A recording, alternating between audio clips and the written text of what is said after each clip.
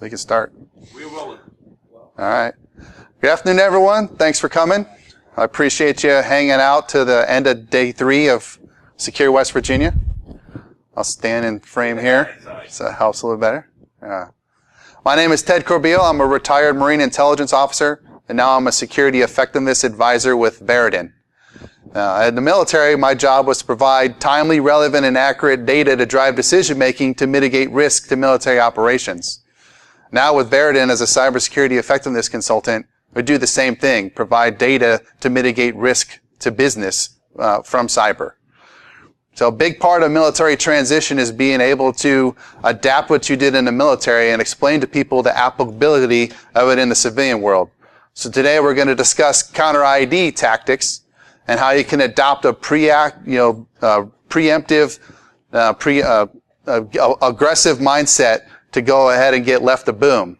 So the term left of boom was widely adapted in 2007 to describe Counter IED operations. So the United States government spent hundreds of billions of dollars trying to defeat these devices, and then shifting more to preventative measures to disrupt the bomb chain. And we see this now as an analog in cybersecurity, where companies are spending money trying to get left of breach, trying to spend more money on prevention than on remediation.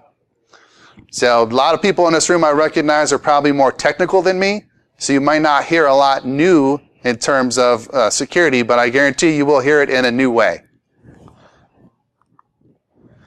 So Marine Corps planning always begins with problem framing mission analysis. So we start with defining what success looks like, what the desired outcome is, and we backwards plan from there to increase our likelihood of success.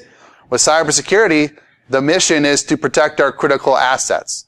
So companies rely on critical assets either for business continuity to conduct operations, or many companies derive some type of competitive advantage or value from their intellectual property. So we're realizing now that the detrimental impacts to a company in terms of not just loss of IP or loss of business, but loss of brand reputation is making security an imperative strategic imperative. And we see companies spending, Gartner forecast for 2019, $128 billion being spent on security tools and services. So as a result from this, we see a demand for effectiveness. As I mentioned in my introduction, I'm a retired Marine Intel Officer. So I'm going to start with a little bit of war story. You're going to see throughout this presentation and compare and contrast between what I did in Afghanistan to what I'm doing now in cybersecurity and the similarities to do that. So if you recall, in 2001, shortly following the attacks, we declared war on terrorism, and we launched operations in Iraq and Afghanistan to take the fight to the insurgents and prevent them from conducting additional attacks in the United States. Right? It shouldn't have been a fair fight. On one side, you have the greatest military force in the history of mankind. Right? And on the other side, you have a bunch of dudes running around in sandals and running shoes with 1970s and 80s era technology. Right? But yet here we are 17 years later, still fighting. What we quickly came to realize when we were over there is the enemy insurgents had certain advantages over us. So they were able to blend into the local populace. So it was very hard to attribute who was a bad guy, who was a good guy, right? On top of that, they had the luxury, they could pick and choose the time and place where they wanted to fight. So it made it very hard to go on the offensive against them. And then we realized that, they weren't too brave to use asymmetric warfare tactics against us and not fight fair. But most surprisingly, we quickly discovered that it took a low amount of technology to defeat our highly technical vehicles and equipment. So with devastating impacts. So Marines being Marines, we overcome and adapt, right? We go over there with the thin-skinned, fabric-covered Humvees, highly mobile, multi-wheeled vehicles, temporarily affix some scrap metal on there to boost ourselves. Department of Defense starts spending hundreds of millions of dollars of upgrading the armor of these vehicles, giving us temporary structures, HESCO barriers to harden our checkpoints and our bases. But unfortunately, we discovered that no matter how much you try to harden to mitigate the effects of IED devices and blasts, you could never mitigate the risk to an acceptable level.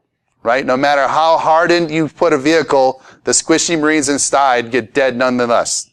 So we had to think differently about that. We see the same thing in cybersecurity, right?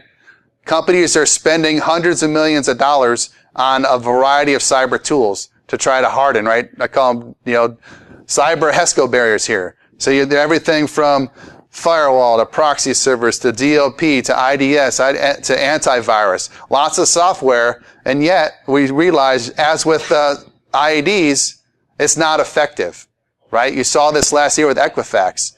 The CEO testified before Congress, spent $250 million on his security tools in the previous 3 years, and yet they were vulnerable to a simple Apache Struts vulnerability, right? So we see not a lot. The problem we're seeing in cybersecurity is, despite the level of investment and resources we're putting into the problem, we're not seeing the effectiveness. It does not equate to the level of effectiveness, because we see breaches almost every day in the news. Every week another major breach is revealed. So it's not that they're bad tools. It's not that there's bad people or bad processes. It's just it's very difficult to figure out if what you're doing is working. So see a lot of similarities between the threat I faced then in Afghanistan and the threat we're facing now, right? It's relatively inexpensive. So whether you take a 500-pound dumb bomb and you rig up a bunch of wires and a trigger to it and detonate it, or you're a hacker behind a keyboard, it's relatively inexpensive to conduct these type of attacks. Low attribution, right? Insurgents can blend into the populace, make it very hard to detect friend from foe, and hackers can hide behind a keyboard.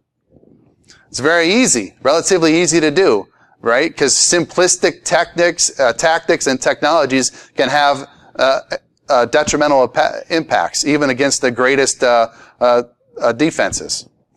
And last but not least, there's very high payoff, right? You can stop 99 out of 100 attacks, but the one that gets through undermines all your previous efforts.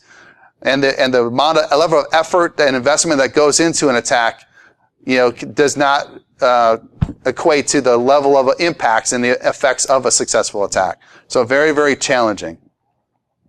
When it came to improvised explosive device, the IEDs, we realized that after years and hundreds of millions of dollars, we had to think differently. We had to approach it differently. We couldn't focus on being reactive and protecting and trying to survive the blast. We had to get proactive and look left of boom. We had to start focusing on intelligence and mapping intelligence and analysis against operational data to try to defeat the device or prevent them from even being in place. So we spent a lot of time and effort in attacking the network. So took a completely different mindset to try to get left of boom. We're seeing that same thing being adopted when it comes to cyber. Adopting left of boom mentality, right, to try to be predictive. So traditional reactive, right of boom, right, incident response, SOAR, security event analytics, forensics, trying to figure out, who did what and how bad is it, right? It gets very messy to clean up to the right of boom or right of breach. Then we see lots of money being spent on defeating the detection and defeating the actual attacks. So that's where you see all your traditional firewalls, IDS, antivirus, right? But now we're starting to see the emergence of left of boom type security tools and services out there. So those are your risk assessments, vulnerability scanning, pen testing, and what we're going to talk about here towards the end, security instrumentation. A way to be proactive and use data-driven decision making based on evidence to get left of breach or left of boom. So we're going to talk about 3 different ways that you can get left of boom, that you can adapt in your security programs to increase the security effectiveness of your people, processes, and tools. So the first one is know your enemy, train like you fight, and then inspect what you expect. So military principles applied to cybersecurity. Beginning with know your enemy. So everyone who's familiar with this famous quote from Sun Tzu, right? Know yourself, know your enemy, right? This is all about perspective and relatively. If you understand your strengths and weaknesses and the enemy's strengths and weaknesses, that allows you to pit your strengths against their weaknesses and be more successful in what you're trying to do. But in order to do that, you got to understand your enemy. So we're going to talk about 4 categories of cyber threat actors. We're talking about insider threat, cyber criminals, Nation states and hacktivists, all trying to get at your critical digital assets for various motivations. Again, like I said in my introduction, I deployed to Afghanistan in December of 2011 to drive anti-insurgent operations in 2012.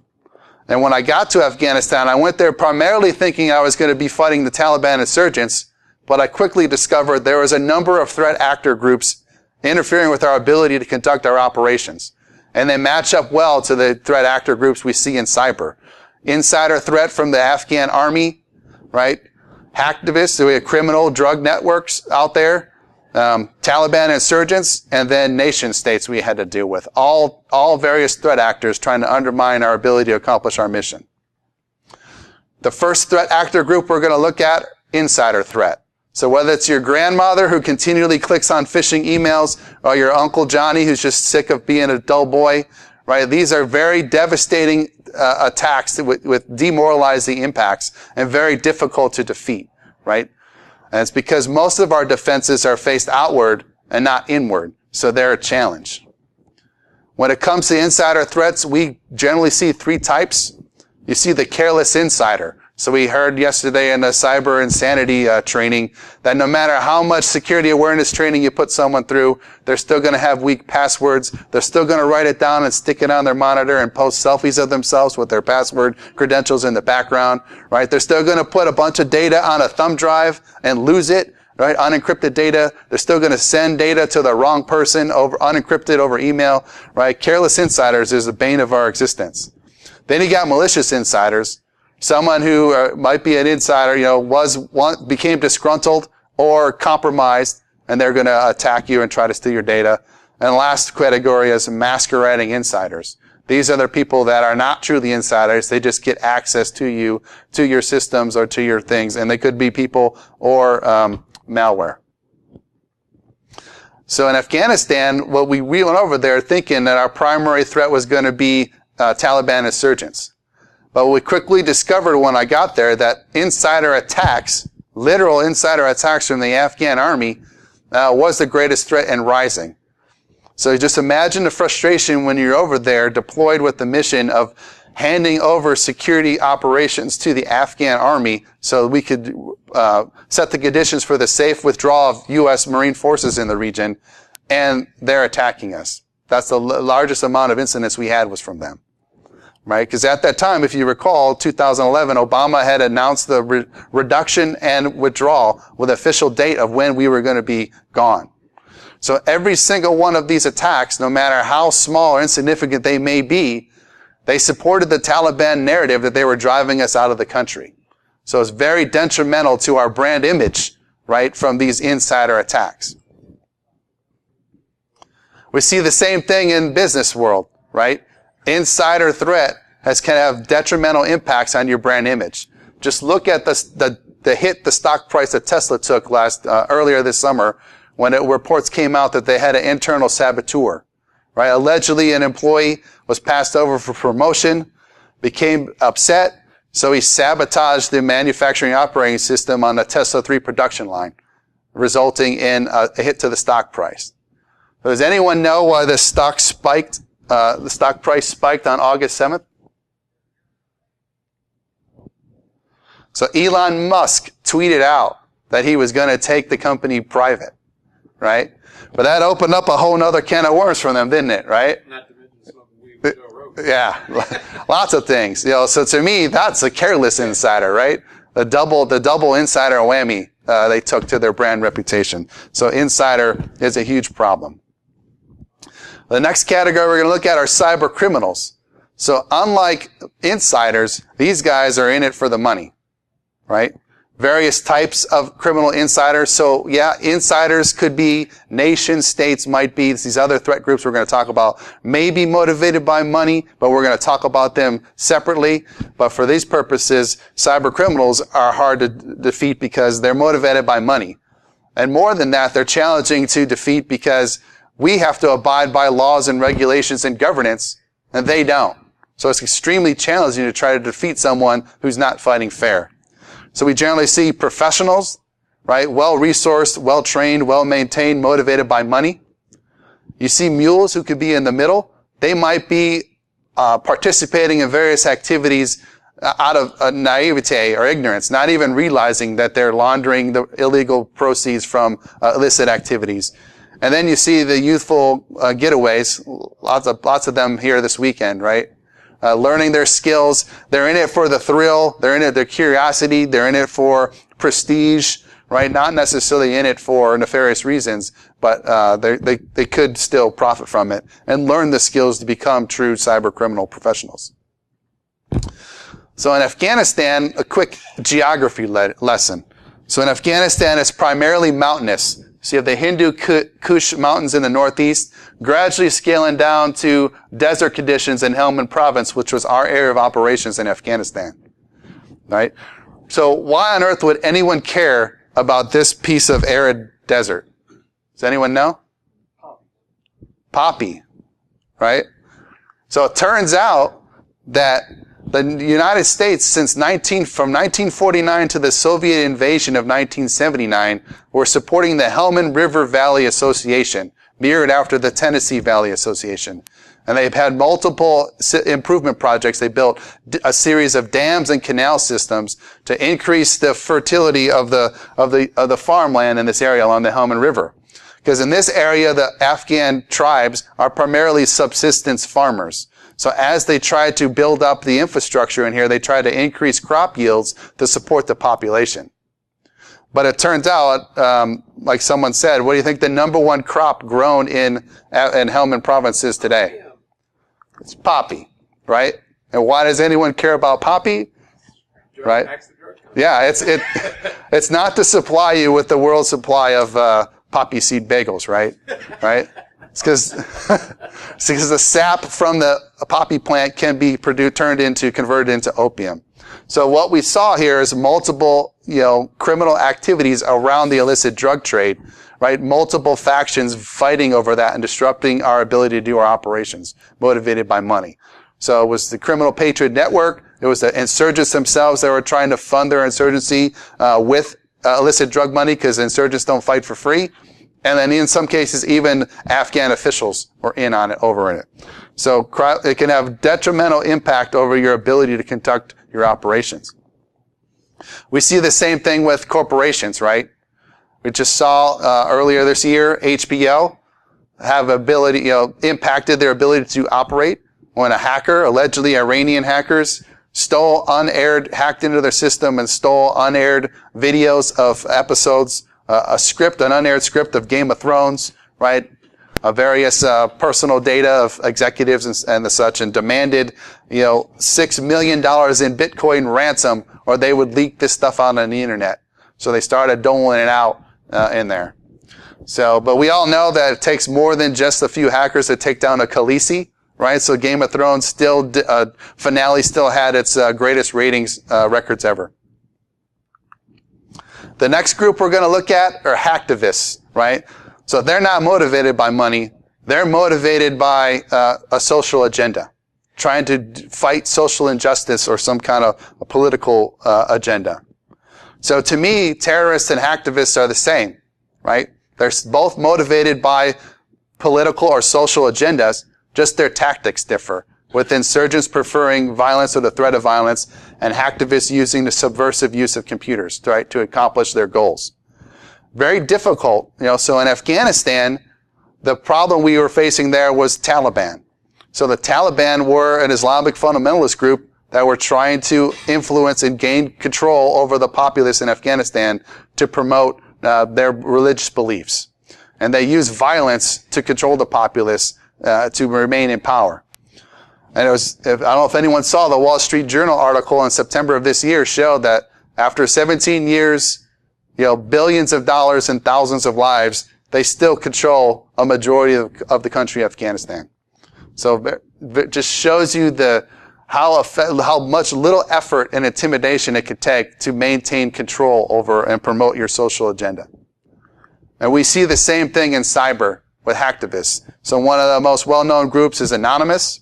We can see several examples of attacks up here, first with BART, and then in Ferguson, where they were conducting cyber attacks in response to the illegal shootings of unarmed black youths, right? So they were trying to address government misuse of violence against unrepresented minorities.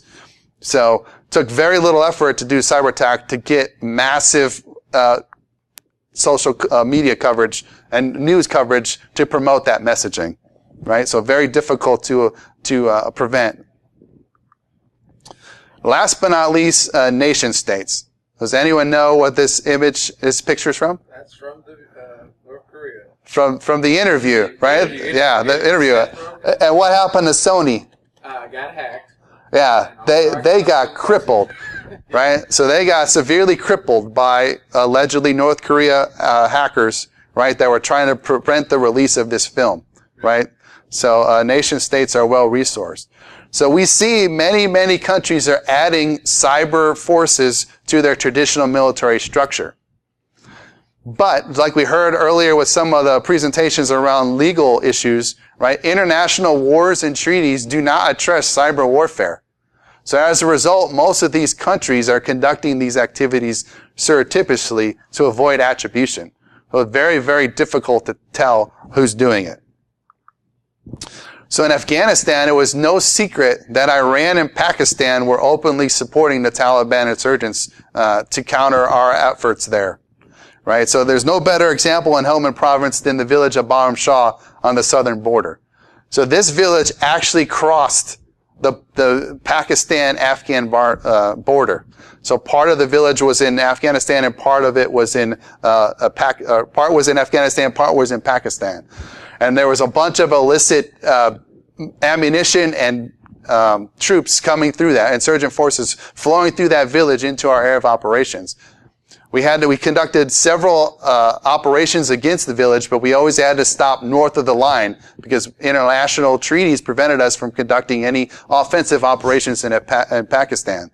So they had sanctuary there to plan and stage their attacks prior to it. So very frustrating that, once again, like with cyber criminals, we have to abide by the law and they don't.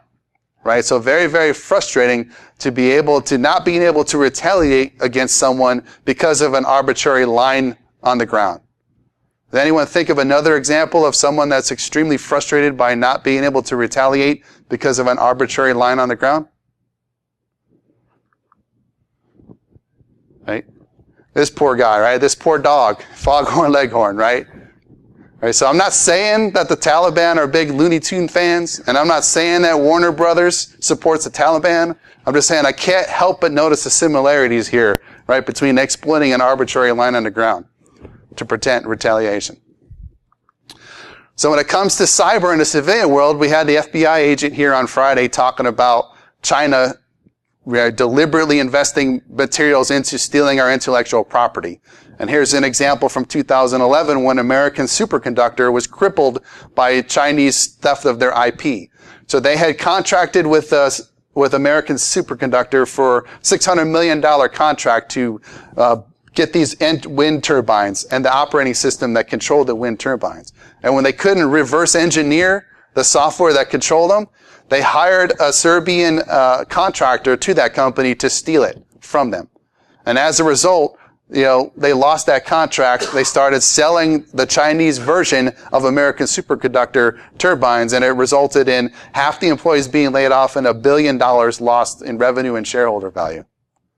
Well, earlier this year, we convicted them, and they were fined $59 million. So $59 million fine, repercussions for $1 billion loss in shareholder value to an American company. So the stakes are very high, and once again, very limited in how we can respond to this. The second principle we're going to talk about, so understand your enemy, understand their motivations, position your defenses against them. The second one is train like you fight. So a primary tenet of Marine Corps training is, training like you fight, realistic training. Because, you heard the adage, practice makes perfect. That's not necessarily true, right? Practice makes habit. So the way you practice, those are the habits you're going to develop. That's the way you're going to do it when it becomes real, right? So we had very realistic and comprehensive pre-deployment training before we deployed to Afghanistan. And one of the final culminating training events was in these immersion trainers. So they constructed in the United States, they constructed villages that looked like real villages. They built on the same materials, same smells, hired Iraqis or Afghanistan nationals, right, to role play their roles, had Hollywood-level pyrotechnics. So when you patrol through these, it was as realistic as you could to the sights, sounds, and smells of combat, right, to make sure that you were trained the best you could to prepare you before you went down range. We're seeing the same thing now in cybersecurity. So who's heard of this IBM's X-Force? Yeah. So they built out these facilities with these cyber ranges where you can take your cybersecurity teams, put them in this SOC, and they'll run simulations, real simulations in there to see how well your team will attack. But now they just released, they got these mobile version of it, these tractor trailers where they'll roll up right on site and you can take your people out there and run through these realistic cyber warfare scenarios. But as I would describe the similarities between Afghanistan and a cyber threat, I see many, many, many similarities. So raise your hand if you have an unlimited security budget. Yeah, I didn't think so, right? Wouldn't that be nice? So as a result, you have to understand your IT systems, your critical assets, and you have to prioritize where you're going to put your controls, right? But even if you had an unlimited amount of money, we realize now that throwing money at the problem isn't the answer. It doesn't matter how many tools you put in place, how much you spend on services, that in and of itself isn't going to be effective. And even if you could have all the money in the world to buy the latest and greatest tools and services, we realize now that technology doesn't always work the way the vendors claim they do. And even that, they're extremely complicated to set up, install, and configure correctly to get them to work. But even if you had all the money in the world, you bought all the best tools, cyber tools and services, and you were able to configure them correctly to protect your environment today, it wouldn't matter because next week those controls probably aren't going to be valid, right? It's not a static situation. It's a dynamic, evolving threat. Not only from the enemy and changing technologies, but also within your own IT environments, right? We have cybersecurity are kind of in that awkward situation, frustrating situation where you're responsible for securing your networks, but you don't have complete authority or control over those networks, right? IT makes changes all the time. Changes proxy settings, span ports, you name it. Make all these things, rules, firewall rules that you're not aware of, right, that completely undermine your security controls, right? So it's always a living, breathing battle, evolving dynamic. And last but not least, it's very difficult to measure and manage and describe the ROI and determine your success. Which brings us to our last principle here, inspect what you expect. So this is a Roman centurion armor. So every morning before battle, in the time of Caesar's 12, the centurion commander would step in front of an individual soldier, and the soldier would strike the center of his breastplate and sound off integritas. And the commander would listen for the ring of the armor to ensure that not only was a person mentally prepared for war, but their armor was intact to protect them against the sword thrusts and spear thrusts of the time, right? So how do we measure and ensure that our cyber armor has integrity, is protected against defenses? Right? How do we measure success? So typically most organizations have some kind of dashboard, right? Some kind of strategic dashboard they're looking at that gives a snapshot in time of the current state of their cyber readiness, right? And I imagine most of the time it's probably some form of heat map, right? Where whatever data that's out there that you can capture, some way you can quantify it, you sprinkle in some subjectivity and some best guesses and some assumptions, and you color code it red, green, or yellow. We do the same thing in counterinsurgency operations. So on the left-hand side, you can see this is our flagship product we put out twice a year. It's Jarrah versus Taliban influence map, right? So this thing was a pain in the butt to put together. So it collected a bunch of data like number of attacks in a certain area, atmospherics around the village, whatever the ground commander said based on his interaction with the village elders. Like, who was more influential here? Was it the government of Afghanistan or was it the insurgents? And we made this thing red, yellow, and green. On the right-hand side, we see an example, a heat map that was presented, a dashboard that was presented during RSA in 2016. Well, they took a bunch of different factors and they factored in time, days since last breach, and number of systems patched, and time to remediation, and all these various stats, and they made this color-coded heat map. But does either of these really, truly give you an impact and measure the effectiveness of those operations? No. Right? A lot of them are reactive, right? It's really difficult. The reason for that is because, we're forced to manage cybersecurity programs on assumptions, right? 4 main assumptions. We assume that technology works the way vendors claim. We assume that technology is deployed and installed correctly and configured correctly. We assume that our people know what they're doing. They know how to use it. They know how how to execute the processes around it. And last but not least, we assume that nothing ever changes, right? So again, it's not our fault, right? It's not that we don't have bad people or we don't, or we have bad tools. We just never had a way to measure that before. So security instrumentation is a mechanism by which you can get the data and evidence you need to measure, manage, approve, and communicate the effectiveness of your cybersecurity program, right? People, process, and tools, so you can mitigate business risk from cyber.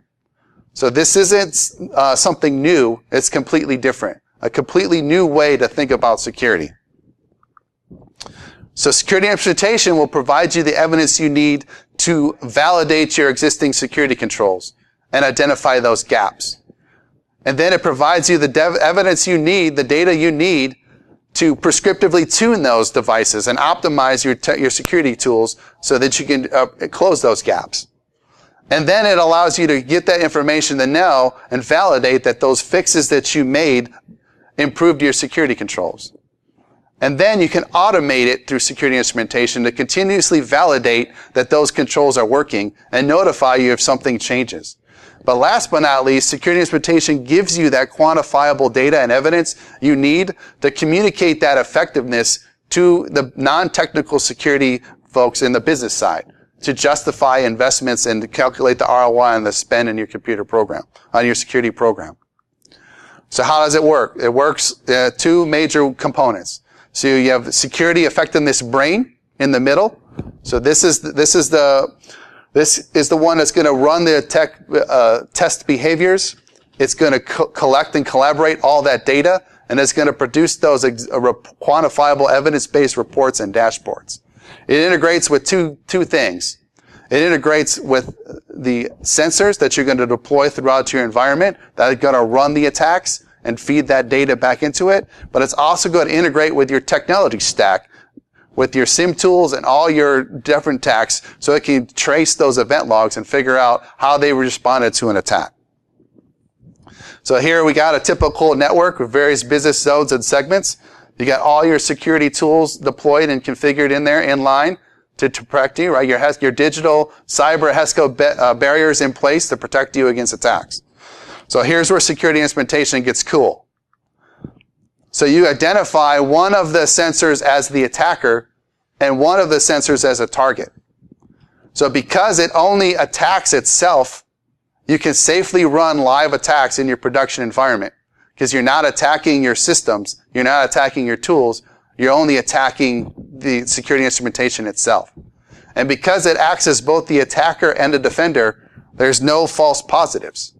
When you launch attack behavior, you want it to pass through your inline security controls so it can integrate and pass up exactly what did each one of these elements do. Did your Palo Alto see the attack? Did it stop it? Yes or no? If it saw it, if it stopped it, did it see it? And did it send an event up to your SIM, to your Splunk?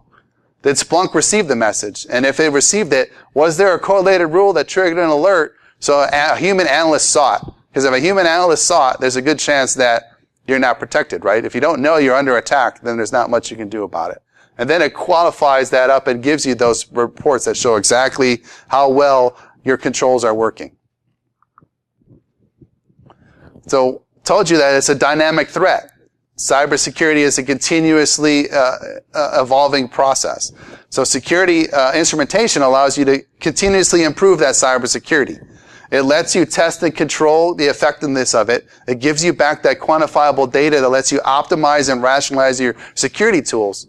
And based on that, then it can continuously validate when you get to that known good state that the security controls are doing what they're supposed to do.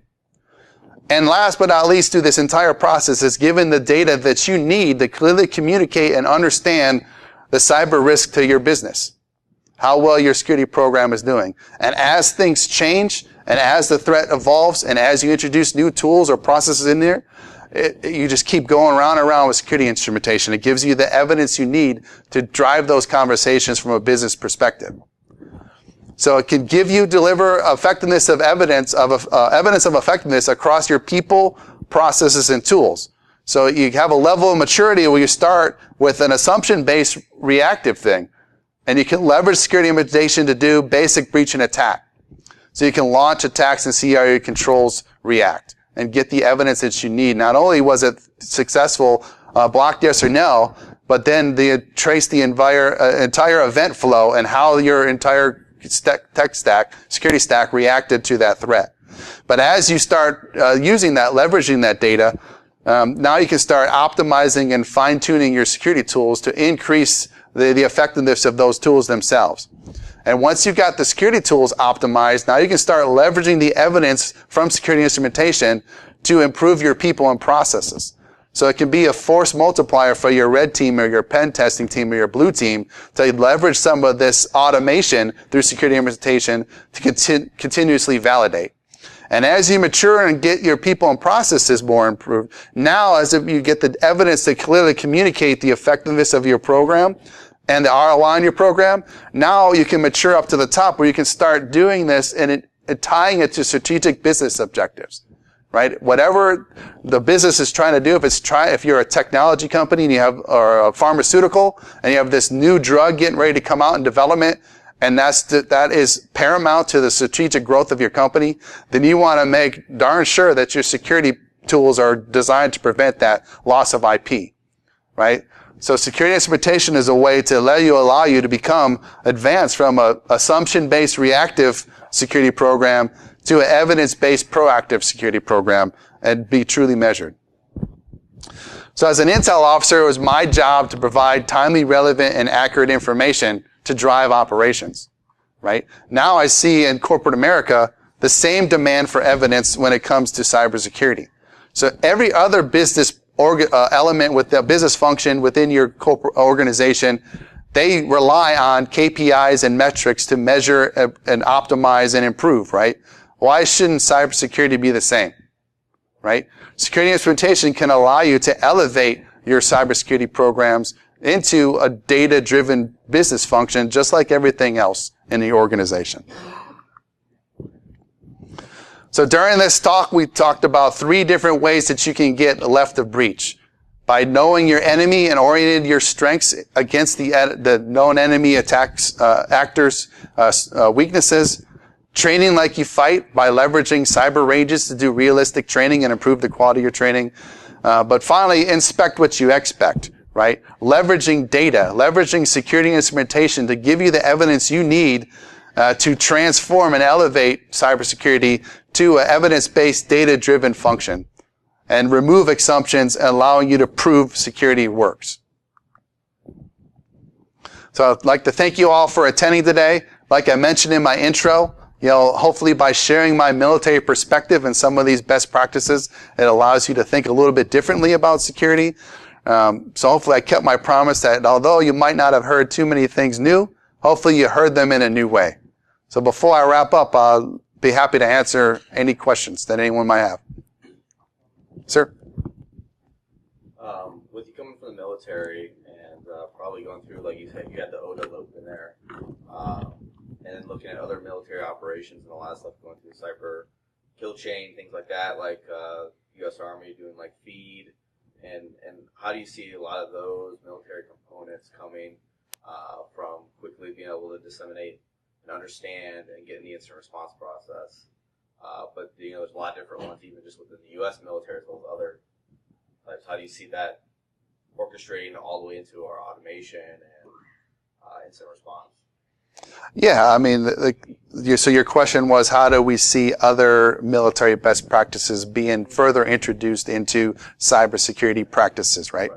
I think cybersecurity, just like any other type of function within your business unit, you should leverage and learn best practices, right? You should leverage varying perspectives, right? And not to surround yourself with like-minded individuals, right? You want to have diversity in your cyber teams that come from different backgrounds, whether they be the military or non-security background, some other side of the house.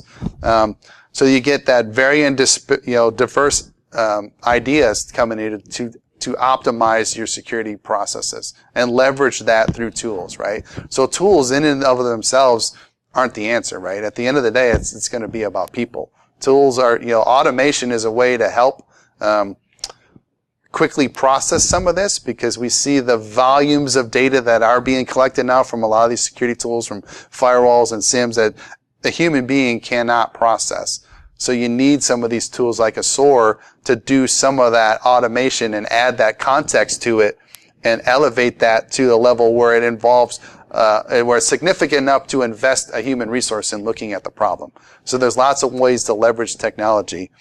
And then to more directly answer your point, yeah, there's several other military best practices that can improve cybersecurity programs and all other programs, just from a sense of deliberate process and planning, right? You come up with deliberate, repeatable processes to increase the likelihood of success. You reinforce that by identifying the training requirements to get your people qualified to execute those processes. And then you deliberately gather the data to evaluate that those processes are working and feed that back into to continuously improve. So those are all best practices that we've leveraged in the military that can apply to cybersecurity or to any other business function. Did that answer your question? Awesome. Any other questions? All right, thank you all for your time. I'll be hanging out for the next couple hours. I don't fly back to Dallas until 5, so if anyone wants to come up to me, learn anything more about military best practices, hear any more war stories, or learn more about security instrumentation, happy to talk. Thanks.